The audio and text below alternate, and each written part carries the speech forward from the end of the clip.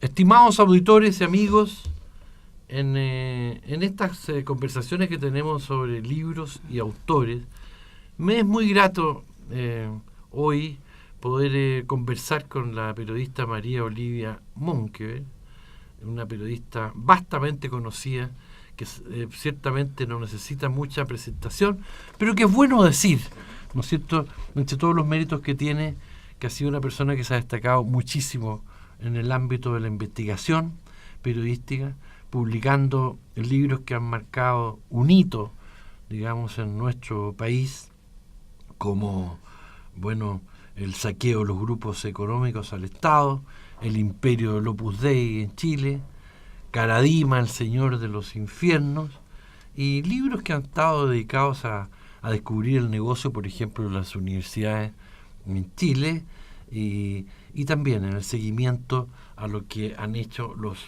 grandes grupos económicos del país. María Olivia Monkeberg es la directora de nuestro Instituto de la Comunicación e Imagen de la Universidad de Chile, es una profesora también de consistente trayectoria, y tiene un currículum en los medios de comunicación que yo quisiera destacar por lo que nos une. Cuando partimos prácticamente juntos en debate universitario, sí. En este semanario que tuvo la Universidad Católica, y cómo se desempeñó después ella en Ercilla, en la revista Hoy, en nuestra revista Análisis, en el diario La Época y también en La Nación.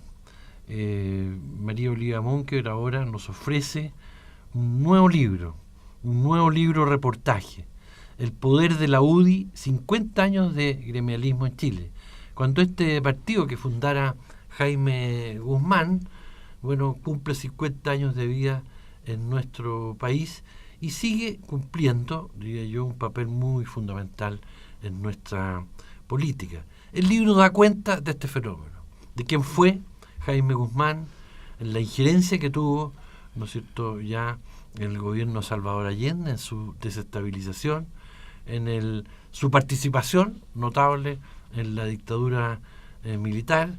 Digo notable porque es responsable, entre otras cosas, de la Constitución que todavía heredamos, de lo que pasó con él hasta el día de su muerte, en la organización de grupos, ejerciendo un liderazgo, ¿no es cierto?, que ha sido ampliamente reconocido y, como digo, culminando con este partido, que hoy día, por supuesto, como todos los partidos, es muy cuestionado, pero que María Olivia Monkeberg en este libro describe como un partido que está muy, muy estrechamente vinculado con el poder y con los grupos de poder en nuestro país. Pese a que la idea de Jaime Guzmán original era la de ser gremialista, de ser más bien apolítico. Cuando él crea el movimiento gremial en la Universidad Católica es para decirle a los estudiantes, mire, desafílense de los partidos políticos, no se comprometan con los partidos políticos, sean gremialistas, vengan a la universidad para estudiar,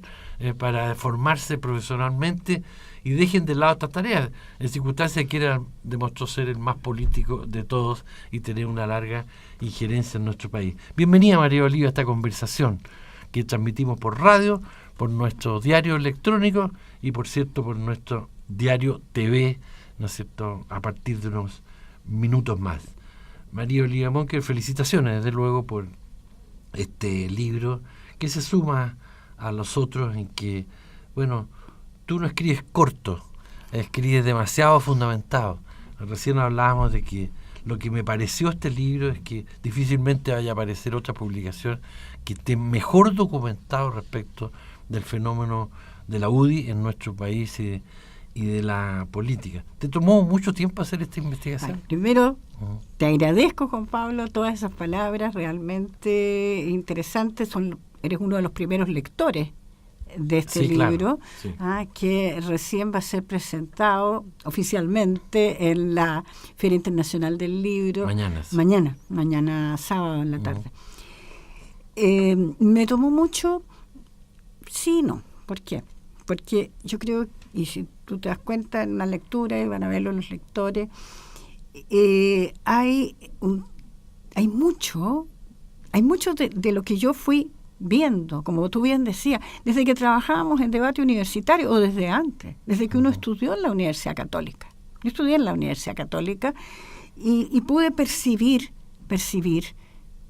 lo que empezó a nacer allí, que era el gremialismo, por un lado, y también conocimos de lo que estaba pasando en la Escuela de Economía, con el nacimiento de los Chicago Boys, encabezados por Sergio de Castro, que fue después ministro de Pinochet. Entonces, desde ese tiempo, ha sido en el fondo estos 50 años, también equivalen, en cierta manera, a los 50 años de vida desde estudiante y vida profesional de uno. Y en el caso mío, que yo hice mucho periodismo económico al comienzo y luego en las tareas más bien de editora y directiva en los otros medios. Yo creo que una de las cosas más notables que le encuentro al libro, que ciertamente leí disciplinadamente, es esta vinculación que haces tú con del movimiento gremial, con esta cosa en ciernes que era el grupo de los Chicago, de los economistas de la Universidad Católica que habían ido a estudiar a la Universidad de Chicago en Estados Unidos, y que, bueno, nos importan un modelo económico que en definitiva es el que la dictadura impone con los auspicios del gremialismo. Jaime Guzmán no era un experto económico. Para en nada. sus primeros planteamientos, la economía prácticamente yo creo que era una disciplina despreciada por él, corrígeme si me equivoco, pero que la toma como suya y después la consolida, ¿no es cierto?, en las expresiones políticas en que participa. Eso es muy interesante, porque pasan dos cosas, o varias. Jaime Guzmán tenía una mirada de partida, no sabía de economía, yo creo que no sabía mucho, o sea, mi impresión y por lo que uno lee y lo había visto, la economía la llevaban otros. El tema es que hay que recordar también que él tenía una mirada corporativista y estaba muy inspirada en Francisco Franco, el dictador de España. Pero después de la muerte de Franco y de ver que no quedaba su huella en España tan marcada, él trata de generar una situación diferente. Eso va por una parte. Que pudiera proyectar sus ideas en el futuro que es el hoy, y no que ocurriera que no quedara nada de todo esto que como fue en cierto modo en el caso español.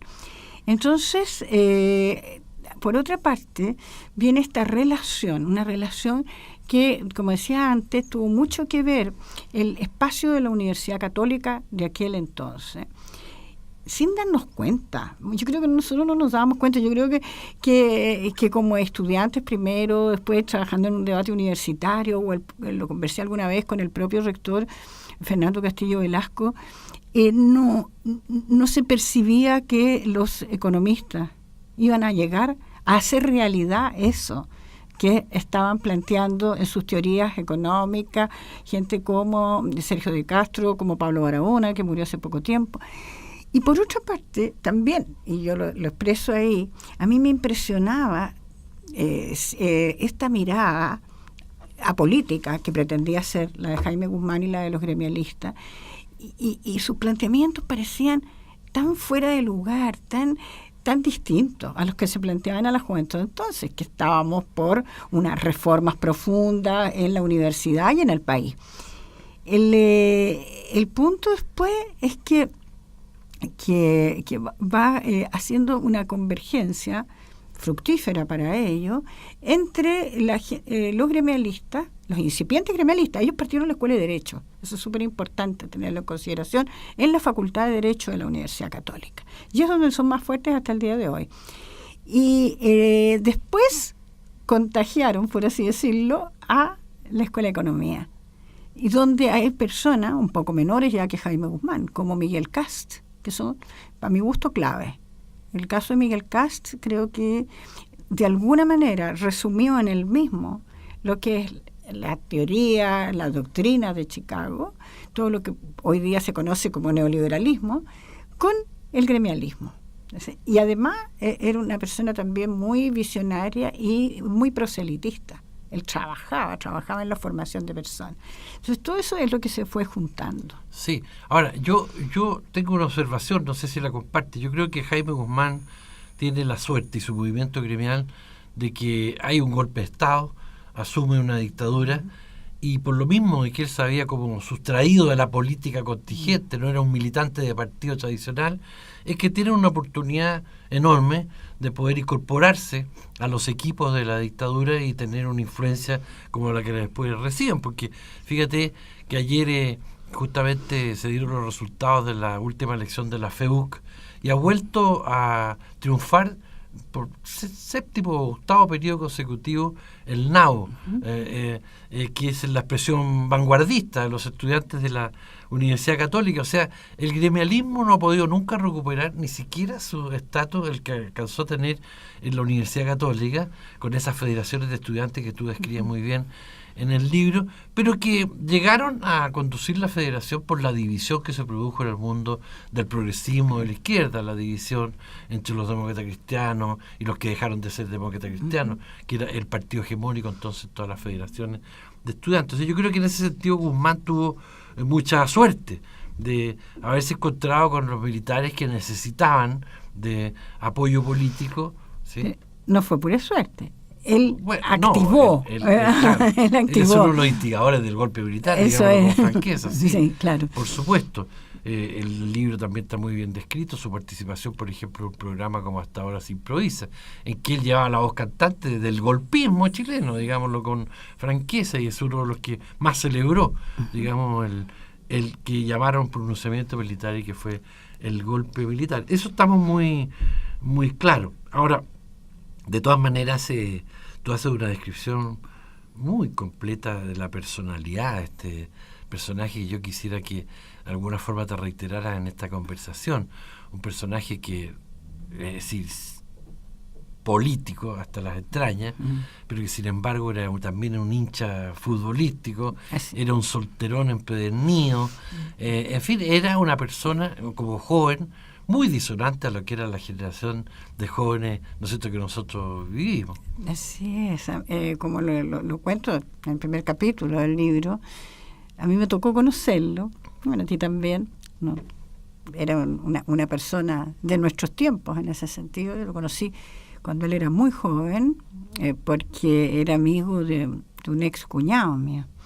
Y esto de que hablaba y tenía temas que evidentemente chiquillos de 15, 16 años no lo seguían en esos temas, de cuando estaba en el colegio, él en los Padres Franceses. Sí, estaba metido en la Academia Literaria. En eso eran los tiempos de Jaime Guzmán, que defendía con pasión a Franco y por supuesto que aborrecía de Fidel Castro, de la Revolución Cubana. Después, y en todo su evolucionar, siempre temas como, que fueron temas muy, muy importantes, tanto para el gremialismo como para los fiducianos, donde estuvo metido un tiempo, por ejemplo, la antirreforma agraria en el gobierno de Eduardo Frei Montalva.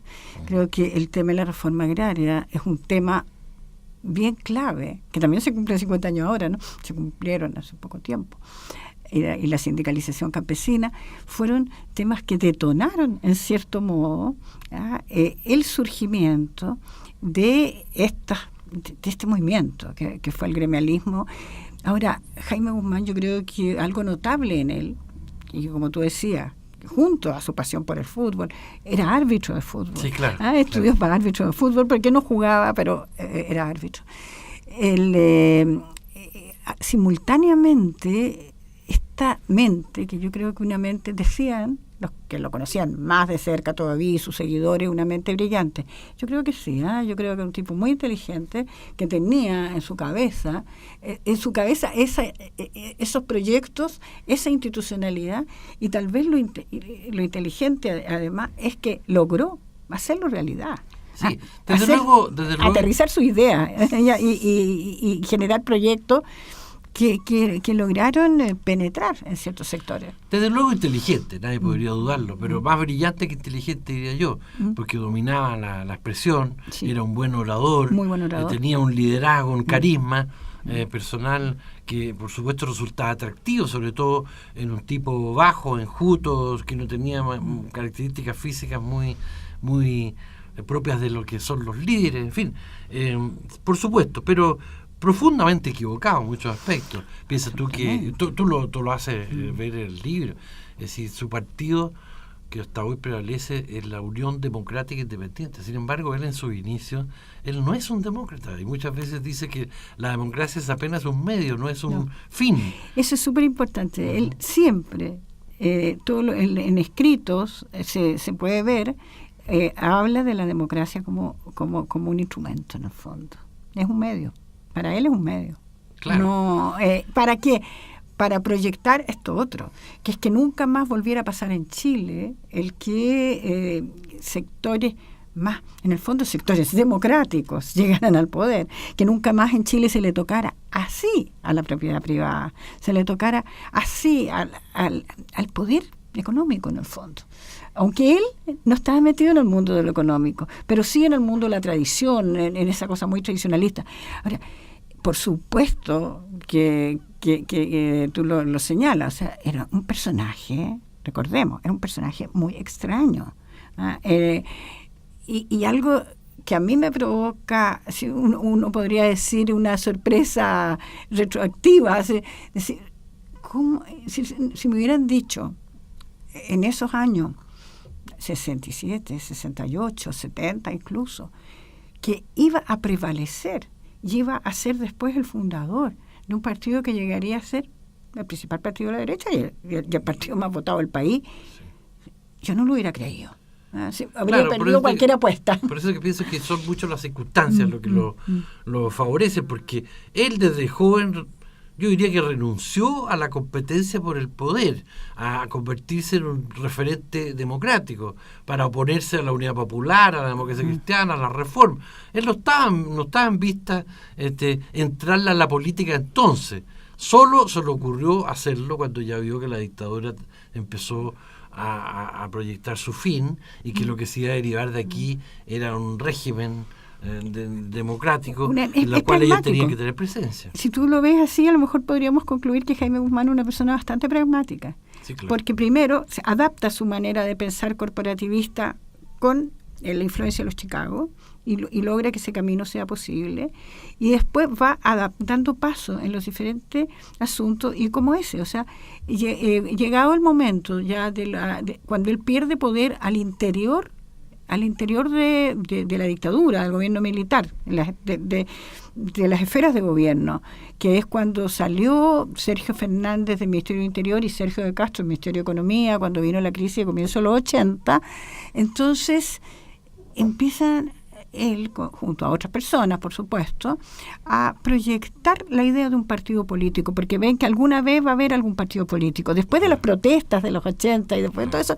se genera un clima en que sí va a tener que ir cediendo. Y que la gran demanda era la democracia, por supuesto. Pero claro, él, como queda también muy bien registrado en el libro, él se empeña en que el legado sea esta constitución que hasta el día de hoy nos rige, que es una constitución autoritaria, y que sus aspectos más autoritarios son justamente los que dejó ahí Jaime Guzmán. Así es. Que después ha habido modificaciones a la constitución, pero en lo más autoritario que todavía tiene esta Carta Fundamental es el legado de Jaime Guzmán, que ciertamente no se trata de un demócrata, porque, bueno, una persona que conspira contra el orden constituido, que colabora con el gobierno militar, que deja este legado a la Constitución, no podemos estar hablando de un demócrata fundamentalmente, y tampoco lo que dejó como partido, que es un partido que ha seguido siendo muy cuestionado respecto de su verdadera vocación democrática. Pero como el tiempo no avanza, María Elía,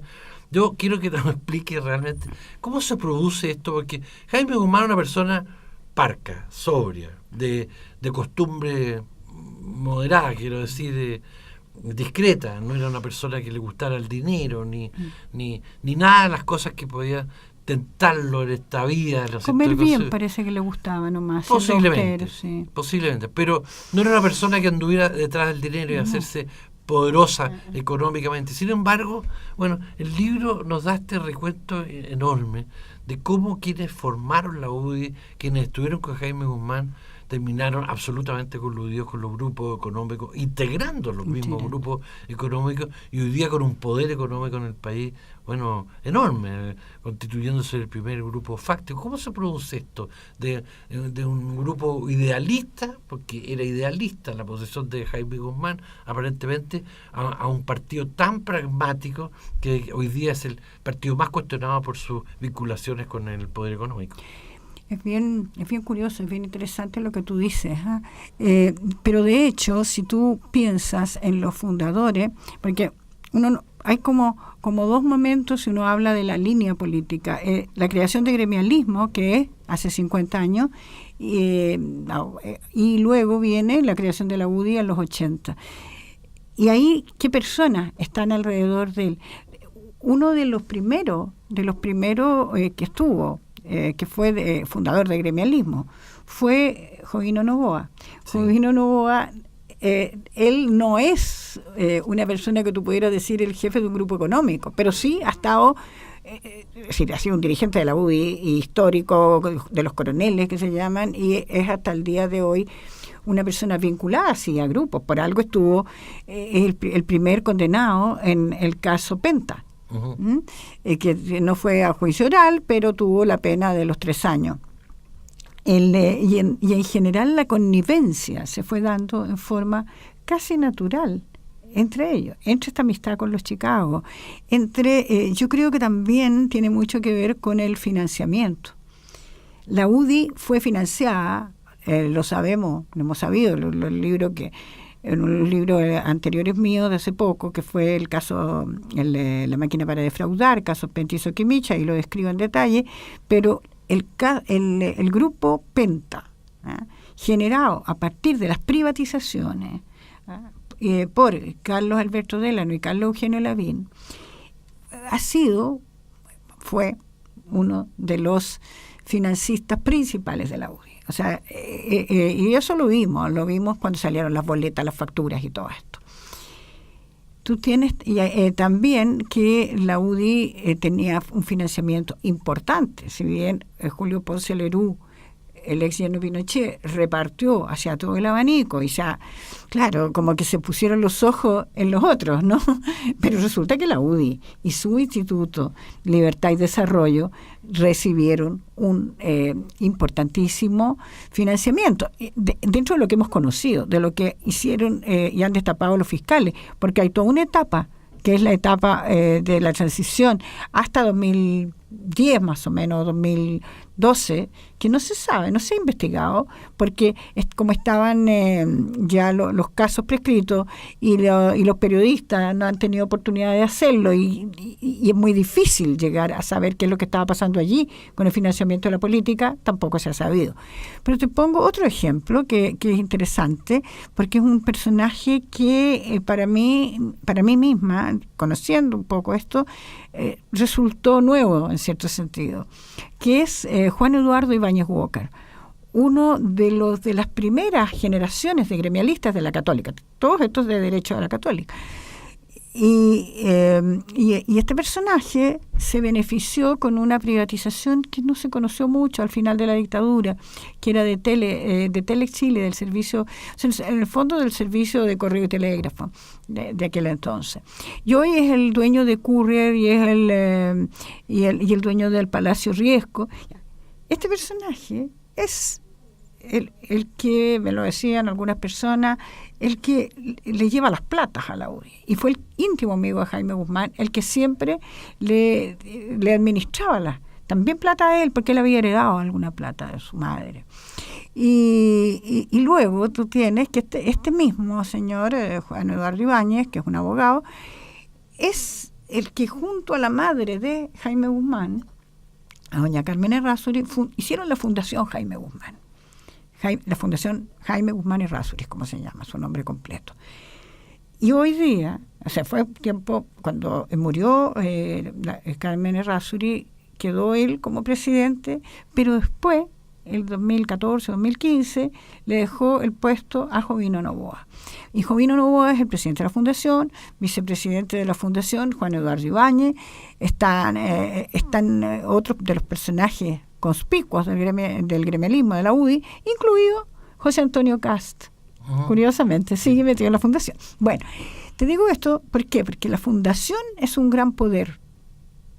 Es la dueña de la casa de Suecia 286, que es una historia aparte, y a la vez todo esto tiene las connivencias con el empresariado. Hernán Larraín también es miembro de la fundación. Yo creo que la fundación es el poder detrás de la UDI, es un poder clarito. Y si tú vas viendo, en los personajes de los grupos económicos, tiene que ver con, yo creo que con financiamiento y con que a la vez, y esto es una hipótesis, los parlamentarios legislan a favor de grupos económicos, lo hemos visto. Exacto. Mira, a mí me ha quedado tan claro con la lectura de este libro de que, ahora me lo explico, después de leer el libro, de que haya sido tan imposible para la UDI desprenderse de personajes como Novoa, que fueron condenados por la justicia por actos de corrupción, porque la verdad es que están absolutamente entrelazados. Es decir, no pueden separarse los dirigentes políticos de la UDI con los financistas que lo han estado sosteniendo durante todo este tiempo. Es un partido que no podría ser el corte que han anunciado otros partidos en cuanto a decir, mire, militantes nuestros que se haya corrompido va a ser marginado de la fila. Aquí no pueden, están casados por el poder económico. Y lo argumentan, yo lo pongo en el libro, hay un fallo, un dictamen de su Tribunal Supremo, que lo dirige, curiosamente preside el Tribunal Supremo Ernesto Illanes Leiva, el primer presidente de la FEUC gremialista, en los 60. Y hay un dictamen que en el fondo lo que dice es que el fin justifica los medios. O sea, para existir como partido político necesitaban estas platas. Y el otro argumento es, todos lo hacían, no se sabía, lo califican de error. Y por ahí es la defensa, y por ahí es el hecho de que a pesar de que Jovino Novoa ha sido condenado por la justicia, aunque no haya tenido que ir a la cárcel, pero es una condena, no haya tenido reprimenda siquiera de parte del Tribunal Supremo de la UDI. Sí, con lo cual quiero decir, estimados auditores, telespectadores y lectores, de que este es un libro que no es una historia necesariamente de la UDI de Jaime Guzmán. Es un libro que nos habla mucho del presente, de cómo esta historia de cómo el presente actual se enraiza con esta historia, y aquí salen personajes que están absolutamente vigentes, y María Oliva Monque, descubre y revela con este libro la situación actual de este referente político que todavía juega un papel muy importante en la política chilena. Yo realmente, se nos fue el tiempo, María Oliva, pero invito a quienes nos están escuchando y viendo y leyendo a leer este nuevo libro, esta nueva investigación periodística de María Oliva Monque, El poder de la UDI, 50 años de gremialismo en Chile. Y también los invito para que mañana vayan a la presentación del libro. ¿A qué hora es la presentación? A las 5:30 en la FILSA, en la sala Ascario Cotapos. Y entiendo que presentan Carlos Uneus y Mirna Schindler. Mirna Schindler, periodista también. Sí. Bueno, felicitaciones nuevamente, María Oliva, por este esfuerzo que nos honra a todos quienes trabajamos contigo también en el Instituto de la Comunicación e Imagen. Honra a la universidad porque como parte que eres tan importante de nuestra casa de estudio, y honra al periodismo, porque es decir, aquí es cuando uno ve y descubre con estas publicaciones a los grandes periodistas de nuestro país, y cómo nuestra profesión, que muchas veces es ninguneada por los políticos, es capaz de descubrir la política con una agudeza mucho mayor que la de los propios profesionales de esta actividad. Gracias, Juan Pablo. Justamente lo que uno trata es, ser periodista, que tantas veces nos ningunean. Yo creo que lo que uno trata es de aportar a la sociedad, de aportar a la ciudadanía, y de dar a conocer situaciones que, porque afectan muchas veces a los poderosos, no se ven, no están a la luz del día. Como tú dices, sí, hay mucho de presente en este libro. Lo que pasa es que a mí me gusta, para explicar el presente, mostrar el contexto histórico, porque creo que es necesario. No se puede de otra manera. Muchas gracias, María Oliva.